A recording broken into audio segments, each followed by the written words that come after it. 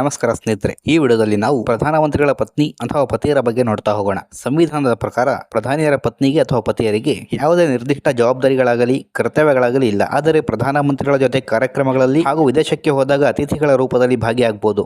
ಮೊದಲ ಪ್ರಧಾನಿಯಾದ ಜವಾಹರಲಾಲ್ ನೆಹರು 1916ರಲ್ಲಿ ಕಮಲಾ ಕೌಲ್ರನ್ನು ಮದುವೆಯಾಗ್ತಾರೆ. ದೆಹಲಿಯ ಕಾಶ್ಮೀರಿ ಪಂಡಿತರ ಕುಟುಂಬದಲ್ಲಿ 1 ಆಗಸ್ಟ್ 1899ರಲ್ಲಿ ಹುಟ್ಟಿದ ಕಮಲಾ ಕೌಲ್ ನೆಹರೂರಂತೆ ತಾವು ಕೂಡ ಸ್ವಾತಂತ್ರ್ಯ ಹೋರಾಟದಲ್ಲಿ ತೊಡಗಿಸಿಕೊಂಡು ನೆಹರು ಜೈಲಿಗೆ ತೆರಳಿದ ಮೇಲೆ ಮಹಿಳೆಯರನ್ನು ಸಂಘಟಿಸಿ ಹೋರಾಡಿ ಸ್ವಾತಂತ್ರ್ಯದ ಕಿಡಿ ಹಾರದಂತೆ ನೋಡಿಕೊಳ್ತಾರೆ. ಸರೋಜಿನಿ ನಾಯ್ಡು ಜೊತೆ ತಾವು ಕೂಡ ಬಂಧನಕ್ಕೆ ಒಳಗಾಗ್ತಾರೆ. ಆದರೆ ಅವರಿಗಿದ್ದ ಟಿಬಿ ಕಾಯಿಲೆ ಹೋರಾಟದಲ್ಲಿ ನೆಹರುಗೆ ಜೊತೆಯಾಗಲು ಬಿಡೋದಿಲ್ಲ. ಯುರೋಪಿನ ಹಲವು ದೇಶಗಳಲ್ಲಿ ಚಿಕಿತ್ಸೆ ಕೊಡಿಸಲಾಗುತ್ತೆ. ಜೈಲಿನಲ್ಲಿದ್ದ ನೆಹರುರನ್ನು ಮಾನವೀಯತೆ ಆಧಾರದಲ್ಲಿ ಬಿಡುಗಡೆ ಕೂಡ ಮಾಡಲಾಗುತ್ತೆ. ಆದರೆ ಕಮಲಾ ಕೌಲ್ರನ್ನು ಉಳಿಸಿಕೊಳ್ಳುವುದಕ್ಕೆ ಸಾಧ್ಯ ಆಗುವುದಿಲ್ಲ. 28 ಫೆಬ್ರವರಿ 1936ರಲ್ಲಿ ತಮ್ಮ 36ನೇ ವಯಸ್ಸಿಗೆ ಕಮಲಾ ಕೌಲ್ ಸಾವಿಗೀಡಾಗ್ತಾರೆ. ಸ್ವಿಟ್ಜರ್ಲೆಂಡ್ನಲ್ಲಿ ಅವರ ಅಂತ್ಯಕ್ರಿಯೆ ಮಾಡಲಾಗುತ್ತೆ. ನಂತರ ಅವರ ಚಿತಾಭಸ್ಮವನ್ನು ಭಾರತಕ್ಕೆ ತರಲಾಗುತ್ತೆ. ನೆಹರು ಮತ್ತೆ ಎರಡನೇ ಮದುವೆ ಆಗೋದಿಲ್ಲ. ಎರಡನೇ ಪ್ರಧಾನಿಯಾಗಿದ್ದ ಲಾಲ್ ಬಹದ್ದೂರ್ ಶಾಸ್ತ್ರಿ 16 ಮೇ 1928ರಲ್ಲಿ ಲಲಿತಾದೇವಿಯನ್ನು ಮದುವೆಯಾಗ್ತಾರೆ. ಉತ್ತರ ಪ್ರದೇಶದ ಮಿರ್ಜಾಪುರದವರಾಗಿದ್ದ ಲಲಿತಾದೇವಿ ಹುಟ್ಟಿದ್ದು 11 ಜನವರಿ 1910ರಲ್ಲಿ. ತಮ್ಮ 18ನೇ ವಯಸ್ಸಿಗೆ ಶಾಸ್ತ್ರಿಯನ್ನು ಮದುವೆಯಾದ ಲಲಿತಾದೇವಿ ಅಲಹಾಬಾದ್ಗೆ ಬಂದು ನೆಲೆಸುತ್ತಾರೆ. ಮುಂದೆ ಶಾಸ್ತ್ರಿ ರೈಲ್ವೆ ಮಂತ್ರಿಯಾದ ಮೇಲೆ ದೆಹಲಿಗೆ ಹೋಗಿ ನೆಲೆಸುತ್ತಾರೆ. ಶಾಸ್ತ್ರಿ ಸಾವಿನ ನಂತರ ಇಂದಿರಾ ಗಾಂಧಿ ಅವರ ಪತ್ನಿಗೆ ದೆಹಲಿಯಲ್ಲಿ ಮನೆ ಮಾಡಿಕೊಡ್ತಾರೆ. 1993ರಲ್ಲಿ ತಮ್ಮ 83ನೇ ವಯಸ್ಸಲ್ಲಿ ಸಾವನ್ನಪ್ಪುವರೆಗೂ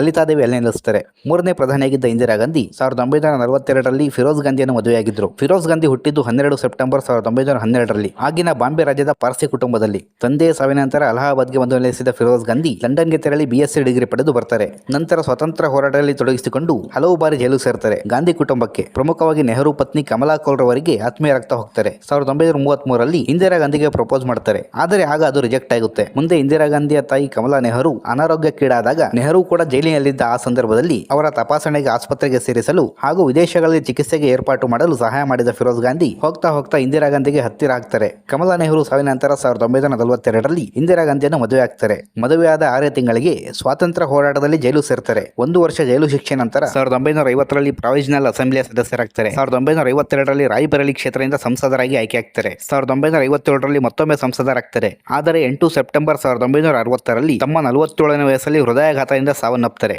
4ನೇ ಪ್ರಧಾನಿಯಾಗಿದ್ದ ಮೊರಾರ್ಜಿ ದೇಸಾಯಿ 1910ರಲ್ಲಿ ಗುಜರಾಬೇನ್ರನ್ನು ಮದುವೆಯಾಗಿದ್ದರು. ತಮ್ಮ 10ನೇ ವಯಸ್ಸಿಗೆ ಮೊರಾರ್ಜಿಯನ್ನು ಮದುವೆಯಾಗಿದ್ದ ಗುಜರಾಬೇನ್ ಮೊರಾರ್ಜಿಯನ್ನು ಶುದ್ಧ ಸಸ್ಯಾಹಾರಿ ಹಾಗೂ ಗಾಂಧಿವಾದಿಯಾಗಿ ಶಿಸ್ತಿನ ಜೀವನ ನಡೆಸಲು ಸಹಾಯ ಮಾಡ್ತಾರೆ. ಗಂಡನನ್ನು ಪ್ರಧಾನಿಯಾಗಿ ನೋಡಿ ಕಣ್ತುಂಬಿಕೊಂಡು 1981ರಲ್ಲಿ ಗುಜರಾಬೇನ್ ತಮ್ಮ 81ನೇ ವಯಸ್ಸಲ್ಲಿ ಸಾವನ್ನಪ್ಪುತ್ತಾರೆ.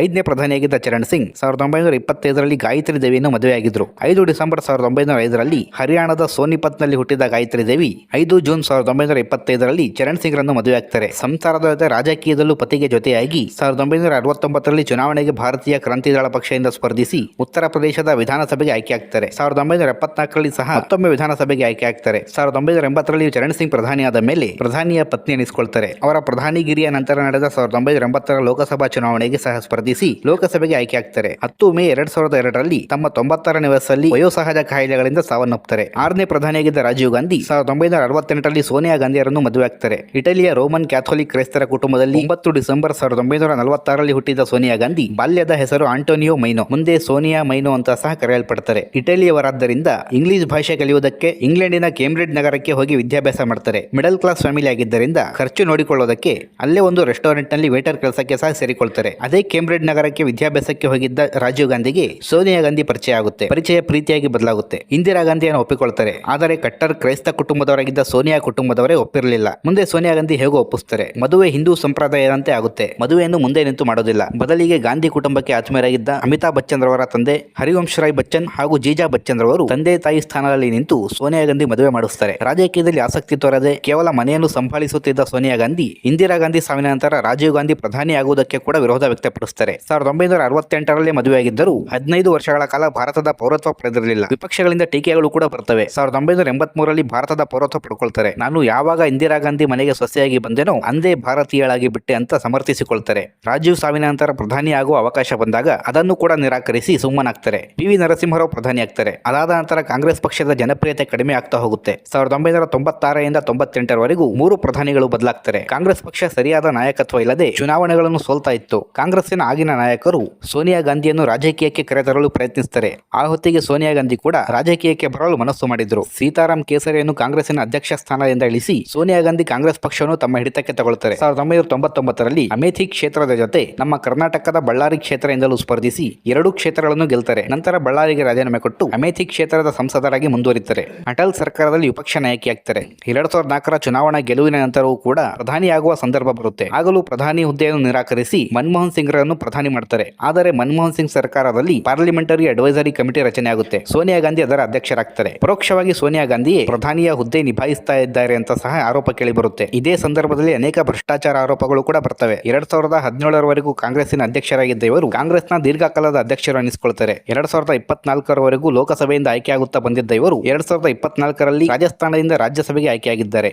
7ನೇ ಪ್ರಧಾನಿಯಾಗಿದ್ದ ವಿ.ಪಿ. ಸಿಂಗ್ ಖುದ್ದು ರಾಜ ಪರಿವಾರದವರಾಗಿದ್ದರಿಂದ ರಾಜಸ್ಥಾನದ ದಿಯೋಗರ್ ಮದಾರಿಯಾ ಸಂಸ್ಥಾನದ ಯುವರಾಣಿಯಾಗಿದ್ದ ಸೀತಾಕುಮಾರಿಯನ್ನು ತಮ್ಮ 24ನೇ ಜನ್ಮದಿನದಂದು ಅಂದರೆ 25 ಜೂನ್ 1931ರಲ್ಲಿ ಮದುವೆ ಆಗ್ತಾರೆ. ತಮ್ಮ 18ನೇ ವಯಸ್ಸಿಗೆ ವಿ.ಪಿ. ಸಿಂಗ್ ರನ್ನು ಮದುವೆಯಾದ ಸೀತಾಕುಮಾರಿ 53 ವರ್ಷಗಳ ಕಾಲ ವಿ.ಪಿ. ಸಿಂಗ್ ಜೊತೆ ಸಂಸಾರ ನಡೆಸ್ತಾರೆ. 2008ರಲ್ಲಿ ವಿ.ಪಿ. ಸಿಂಗ್ ಸಾವನ್ನಪ್ತಾರೆ. ಸೀತಾಕುಮಾರಿ ಈಗಲೂ ಹಲವು ಕಾರ್ಯಕ್ರಮಗಳಲ್ಲಿ ಕಾಣಿಸಿಕೊಳ್ತಾರೆ. 2023ರಲ್ಲಿ ತಮಿಳುನಾಡಿನಲ್ಲಿ ವಿ.ಪಿ. ಸಿಂಗ್ ಪ್ರತಿಮೆ ಅನಾವರಣ ಸಂದರ್ಭದಲ್ಲಿ ಕೂಡ ಭಾಗಿಯಾಗಿದ್ರು. 8ನೇ ಪ್ರಧಾನಿಯಾಗಿದ್ದ ಚಂದ್ರಶೇಖರ್ ದೂಜಾದೇವಿಯನ್ನು ಮದುವೆಯಾಗಿದ್ರು. ಇವರ ಬಗ್ಗೆ ಹೆಚ್ಚಿನ ಮಾಹಿತಿ ಲಭ್ಯ ಇಲ್ಲ. ಇವರ ಸಾವಿನ ನಂತರ ಉತ್ತರ ಪ್ರದೇಶದ ಬರೇಲಿ ಕ್ಷೇತ್ರದಲ್ಲಿ ಅವರ ಹೆಸರಿನಲ್ಲಿ ಒಂದು ಡಿಗ್ರಿ ಕಾಲೇಜು ಸ್ಥಾಪನೆಯಾಗಿದೆ. 9ನೇ ಪ್ರಧಾನಿಯಾಗಿದ್ದ ಪಿ.ವಿ. ನರಸಿಂಹರಾವ್ 1931ರಲ್ಲಿ ತಮ್ಮ 10ನೇ ವಯಸ್ಸಿನಲ್ಲಿಯೇ ತಮ್ಮದೇ ವಯಸ್ಸಿನ ಸತ್ಯಮ್ಮ ಅನ್ನುವರನ್ನು ಮದುವೆಯಾಗ್ತಾರೆ. 39 ವರ್ಷ ಸಹಜೀವನ ನಡೆಸಿದ ಸತ್ಯಮ್ಮ 1970ರಲ್ಲಿ ಸಾವನ್ನಪ್ತಾರೆ. 10ನೇ ಪ್ರಧಾನಿಯಾಗಿದ್ದ ಅಟಲ್ ಬಿಹಾರಿ ವಾಜಪೇಯಿ ತಮ್ಮ ಜೀವನದುದ್ದಕ್ಕೂ ಬ್ರಹ್ಮಚಾರಿಯಾಗಿ ಉಳಿತಾರೆ. ಯಾರನ್ನು ಕೂಡ ಮದುವೆ ಆಗುವುದಿಲ್ಲ. 11ನೇ ಪ್ರಧಾನಿಯಾಗಿದ್ದ ನಮ್ಮ ಕರ್ನಾಟಕದ ದೇವೇಗೌಡರು 25 ಮೇ 1954ರಲ್ಲಿ ಚೆನ್ನಮ್ಮರವರನ್ನು ಮದುವೆಯಾಗಿದ್ದರು. ರಾಜಕೀಯದಿಂದ ದೂರ ಇದ್ದು ಮನೆಯನ್ನು ಸಂಭಾಳಿಸ್ತಾ ಇದ್ದ ಚೆನ್ನಮ್ಮ ಮೇಲೆ 2001ರಲ್ಲಿ ಆಸಿಡ್ ಅಟ್ಯಾಕ್ ಆಗಿತ್ತು. ಆಸಿಡ್ ಹಾಕಿದ್ದು ಬೇರೆ ಯಾರು ಅಲ್ಲ, ದೇವೇಗೌಡರ ತಮ್ಮನ ಮಗ. ನಂತರ ಆಸಿಡ್ ದಾಳಿಕೋರನಿಗೆ 8 ವರ್ಷ ಜೈಲು ಶಿಕ್ಷೆ ಆಗುತ್ತೆ. ಆದರೆ ತಮ್ಮ ಅನಾರೋಗ್ಯಕ್ಕೀಡಾಗಿ ಸಾಯುವ ಹಂತ ತಲುಪಿದಾಗ ತಮ್ಮ ಹೆಂಡತಿಗೆ ಆಸಿಡ್ ಹಾಕಿದ ದಾಳಿಕೋರನನ್ನು ದೇವೇಗೌಡರು ತಾವೇ ಜೈಲಿನಿಂದ ಬಿಡುಗಡೆಗೊಳಿಸುತ್ತಾರೆ. ಅಷ್ಟೇ ಅಲ್ಲದೆ ಅವನಿಗೆ ಮುಂದೆ ನಿಂತು ಮದುವೆ ಕೂಡ ಮಾಡಿಸ್ತಾರೆ. ಅಷ್ಟು ಕ್ಷಮಾ ಮನೋಭಾವ ದೇವೇಗೌಡರಲ್ಲಿತ್ತು. ತಮ್ಮ ಮೇಲೆ ಆಸಿಡ್ ಹಾಕಿದ್ದರೂ ಕೂಡ ಆತನನ್ನು ಜೈಲಿನಿಂದ ಬಿಡುಗಡೆಗೊಳಿಸಿ ಮದುವೆ ಮಾಡಿಸಲು ಮುಂದಾದ ದೇವೇಗೌಡರ ಕ್ರಮಕ್ಕೆ ಅವರ ಪತ್ನಿ ಚೆನ್ನಮ್ಮ ಕೊಂಚವೂ ವಿರೋಧ ವ್ಯಕ್ತಪಡಿಸುವುದಿಲ್ಲ. ದೇವೇಗೌಡ ದಂಪತಿಗಳಲ್ಲಿ ಅಷ್ಟು ಹೊಂದಾಣಿಕೆ ಇತ್ತು. ಈಗಲೂ ಚೆನ್ನಮ್ಮನವರು ದೇವೇಗೌಡರಿಗೆ ಜೊತೆಯಾಗಿ ಜೀವನ ನಡೆಸ್ತಾ ಇದ್ದಾರೆ. 12ನೇ ಪ್ರಧಾನಿಯಾಗಿದ್ದ ಐಕೆ ಗುಜರಾಲ್ 1945ರಲ್ಲಿ ಶೀಲಾ ಗುಜರಾಲ್ರನ್ನು ಮದುವೆಯಾಗ್ತಾರೆ. ಹಿಂದಿ ಹಾಗೂ ಪಂಜಾಬಿ ಭಾಷೆಗಳಲ್ಲಿ ಖ್ಯಾತ ಕವಯಿತ್ರಿ ಕೂಡ ಆಗಿರುವ ಶೀಲಾ ಗುಜರಾಲ್ ಹುಟ್ಟಿದ್ದು 24 ಡಿಸೆಂಬರ್ 1924ರಲ್ಲಿ ಪಾಕಿಸ್ತಾನದ ಲಾಹೋರಿನಲ್ಲಿ. 26 ಮೇ 1945ರಲ್ಲಿ ಐಕೆ ಗುಜರಾಲ್ರನ್ನು ಮದುವೆಯಾಗ್ತಾರೆ. ಅರ್ಥಶಾಸ್ತ್ರದ ಪ್ರಾಧ್ಯಾಪಕಿಯಾಗಿ ವೃತ್ತಿ ಜೀವನ ಪ್ರಾರಂಭ ಮಾಡ್ತಾರೆ. ಆದರೆ ಹಿಂದಿಯೇ ಸಾಮಾಜಿಕ ಕಾರ್ಯ ಮತ್ತು ಬರವಣಿಗೆಯ ಕಡೆ ತಿರುಗಿಕೊಳ್ತಾರೆ. ಹಿಂದಿಯಲ್ಲಿ ಬರ್ಫ್ ಕೆ ಚೆಹರೆ, ಜಬ್ ಮೈನಾ ರಹೂಂ, ನಿಶ್ವಾಸ, ಅನುನಾದ, ಸಾಗರ್ ತಟ್ ಪರ್, ಘೂಂಘಟ್ ಕೆ ಪಟ್, ಮೇರಾ ಪರಿವಾರ್, ಚಲ್ತಾ ಜಾ, ಬಾಲ್ಗೀತ್, ಜಾಗಿ ಜನತಾ, ಇಂಗ್ಲಿಷ್ ನಲ್ಲಿ ಕ್ಯಾನ್ವಾಸ್ ಆಫ್ ಲೈಫ್, ರಾಟ್ಲೆಟ್ ಡೌ, signature of silence, two black cinders, ಪಂಜಾಬಿಯಲ್ಲಿ ಸಾಂಗ್ಲಿ, ನ್ಯಾರಾ ಹಿಂದೂಸ್ತಾನ್, ಅಮರ್ವೇಲ್, ಸುನಾದೇಮಾ ಮುಂತಾದ ಕವನ ಸಂಕಲನಗಳನ್ನು ಹಾಗೂ ತಪೋವನ್ಮೆ ಬವಂಡರ್, ಕಟ್ಪುತ್ಲಿ ನರ್ಸ್, ಖೇಲ್ಘರ್, ದಾದಾ ನೆಹರು, ಹಮಾರ ಫಡೋಸಿ ಸೋವಿಯತ್ ಪ್ರದೇಶ್ ಮುಂತಾದ ಕಥಾ ಸಂಕಲನಗಳನ್ನು ರಚಿಸಿದ್ದಾರೆ. 11 ಜುಲೈ 1911ರಲ್ಲಿ ಸಾವನ್ನಪ್ತಾರೆ. 13ನೇ ಪ್ರಧಾನಿಯಾಗಿದ್ದ ಮನಮೋಹನ್ ಸಿಂಗ್ 1958ರಲ್ಲಿ ಗುಲ್ಶನ್ ಕೌರ್ ಅವರನ್ನು ಮದುವೆಯಾಗಿದ್ದರು. 13 ಸೆಪ್ಟೆಂಬರ್ 1937ರಲ್ಲಿ ಹುಟ್ಟಿದ ಗುಲ್ಶನ್ ಕೌರ್ ಪಂಜಾಬಿನ ಜಲಂಧರ್ನವರು. ತಮ್ಮ 21ನೇ ವಯಸ್ಸಿಗೆ ಮದುವೆ ಆಗ್ತಾರೆ. ಇತಿಹಾಸ ಪ್ರಾಧ್ಯಾಪಕರಾಗಿ ರಾಜಕೀಯದಿಂದ ದೂರನೇ ಇದ್ದರು. ಮನಮೋಹನ್ ಸಿಂಗ್ ಪ್ರಧಾನಿಯಾದಾಗ ಅನೇಕ ಕಾರ್ಯಕ್ರಮಗಳಲ್ಲಿ ಅವರಿಗೆ ಜೊತೆ ಆಗ್ತಾರೆ. 2024ರಲ್ಲಿ ಮನಮೋಹನ್ ಸಿಂಗ್ ಸಾವನ್ನಪ್ತಾರೆ. ಗುಲ್ಶನ್ ಕೌರ್ ಪ್ರಸ್ತುತ ಒಂಟಿಯಾಗಿ ಜೀವನ ನಡೆಸ್ತಾ ಇದ್ದಾರೆ. 14ನೇ ಪ್ರಧಾನಿಯಾಗಿದ್ದ ನರೇಂದ್ರ ಮೋದಿ 1968ರಲ್ಲಿ ಯಶೋಧಾ ಬೆಂದ್ರವರನ್ನು ಮದುವೆಯಾಗಿದ್ದರು. ಆದರೆ ಹಿಂದೆಯೇ ಮನೆ ಬಿಟ್ಟು ಹೊರಟ ಮೋದಿ ಮತ್ತೆ ಕಾಣಿಸಿಕೊಂಡಿದ್ದು 2-3 ವರ್ಷಗಳ ನಂತರ. ವೈವಾಹಿಕ ಜೀವನಗಳಲ್ಲಿ ಆಸಕ್ತಿ ಇಲ್ಲದಿದ್ದ ನರೇಂದ್ರ ಮೋದಿ ಯಶೋಧಾ ಬೆನ್ಗೆ ನನ್ನ ಬಿಟ್ಟು ಶಿಕ್ಷಣದ ಕಡೆ ಗಮನ ಕೊಡು ಅಂತ ಹೇಳ್ತಾರೆ. 1952ರಲ್ಲಿ ಹುಟ್ಟಿದ ಯಶೋಧಾ ಬೆನ್ 17ನೇ ವಯಸ್ಸಿಗೆ ಶಿಕ್ಷಣ ನಿಲ್ಲಿಸಿ ನರೇಂದ್ರ ಮೋದಿ ಜೊತೆ ಅರೇಂಜ್ ಮ್ಯಾರೇಜ್ ಆಗಿದ್ರು. ಆದರೆ 3 ವರ್ಷಗಳಲ್ಲಿ ಕೇವಲ 3 ದಿನದ ಸಂಸಾರ ನಡೆಸಿದ್ದ ಯಶೋಧಾ ಬೆನ್ ಮೋದಿಯಿಂದ ದೂರಾಗ್ತಾರೆ. ಹಲವು ಬಾರಿ ಅತ್ತೆ ಮನೆಗೆ ಹೋಗ್ತಾರೆ. ಆದರೆ ಅಲ್ಲಿ ಮೋದಿ ಸಿಗ್ತಾ ಇರಲಿಲ್ಲ. ಕ್ರಮೇಣ ಅತ್ತೆ ಮನೆಗೆ ಹೋಗುವುದು ಕೂಡ ನಿಲ್ಲುತ್ತೆ. ಶಿಕ್ಷಣದ ಕಡೆ ಗಮನ ಕೊಟ್ಟು ಮತ್ತೆ ಓದಿ ಶಿಕ್ಷಕ ವೃತ್ತಿಗೆ ಸೇರಿಕೊಳ್ತಾರೆ. ಮಿಕ್ಕ ಜೀವನ ತಮ್ಮ ತವರಿನಲ್ಲಿಯೇ ಕಳೀತಾರೆ. ಮೋದಿಗೆ ಮದುವೆ ಆಗಿದೆ ಅಂತ ದೇಶಕ್ಕೆ ಗೊತ್ತಾಗಿದ್ದೆ ಅವರು 2014ರಲ್ಲಿ ಮೊದಲ ಬಾರಿ ಲೋಕಸಭಾ ಚುನಾವಣೆಗೆ ಸ್ಪರ್ಧೆ ಮಾಡಿದಾಗ ಮೋದಿ ಯಶೋಧಾ ಬೆನ್ರನ್ನು ದೂರ ಇಟ್ಟಿದ್ದಾರೆ ಎಂದು ಯಶೋಧಾ ಬೆನ್ ಎಂದಿಗೂ ವಿರೋಧ ವ್ಯಕ್ತಪಡಿಸುವುದಾಗಲಿ ಜಗಳ ಮಾಡುವುದಾಗಲಿ ಮಾಡಲಿಲ್ಲ. 2015ರಲ್ಲಿ ಶಿಕ್ಷಕ ವೃತ್ತಿಯಿಂದ ನಿವೃತ್ತರಾದ ಯಶೋಧಾ ಬೆನ್ ಸರ್ಕಾರದಿಂದ ಬರುವ 14,000 ಪೆನ್ಷನ್ ಹಣದಲ್ಲೇ ಸ್ವಾಭಿಮಾನಿ ಜೀವನ ಮಾಡ್ತಾ ಇದ್ದಾರೆ. ದೇಶದ 14 ಪ್ರಧಾನಿಗಳಲ್ಲಿ ಅಟಲ್ ಬಿಹಾರಿ ವಾಜಪೇಯಿ ರವರಿಗೆ ಮಾತ್ರ ಮದುವೆ ಆಗಿಲ್ಲ. ನೆಹರು, ಇಂದಿರಾ ಗಾಂಧಿ ಹಾಗೂ ಪಿ.ವಿ. ನರಸಿಂಹರಾವ್ ಪ್ರಧಾನಿಯಾಗುವ ಹೊತ್ತಿಗೆ ಅವರ ಸಹ ಸಂಗಾತಿಗಳು ಸಾವನ್ನಪ್ಪಿದ್ರು. ಹಾಗಾಗಿ ಪ್ರಧಾನಮಂತ್ರಿಗಳ ಪತ್ನಿ ಅಥವಾ ಪತಿ ಎಂಬ ಸ್ಥಾನ ಯಾರೂ ತುಂಬಿರಲಿಲ್ಲ. ಮಿಕ್ಕ 10 ಜನ ಪ್ರಧಾನಿಗಳ ಸಂದರ್ಭದಲ್ಲಿ ಅವರ ಪತ್ನಿಯರು ಪ್ರಧಾನಿಯರ ಪತ್ನಿ ಎಂಬ ಗೌರವಕ್ಕೆ ಪಾತ್ರರಾಗಿದ್ದಾರೆ. ಸೊ ಇದಾಗಿತ್ತು ಸ್ನೇಹಿತರೆ, ಪ್ರಧಾನಮಂತ್ರಿಗಳ ಪತ್ನಿ ಹಾಗೂ ಪತಿಯರ ಬಗ್ಗೆ ತಿಳಿಸಿಕೊಡುವಂತಹ ಪ್ರಯತ್ನ. ನಮ್ಮ ವರದಿ ಇಷ್ಟ ಆಗಿದ್ದರೆ ಲೈಕ್ ಮಾಡಿ, ಶೇರ್ ಮಾಡಿ ಹಾಗೂ ನಮ್ಮ ಚಾನಲ್ ಅನ್ನು ಸಬ್ಸ್ಕ್ರೈಬ್ ಮಾಡ್ಕೊಳ್ಳಿ.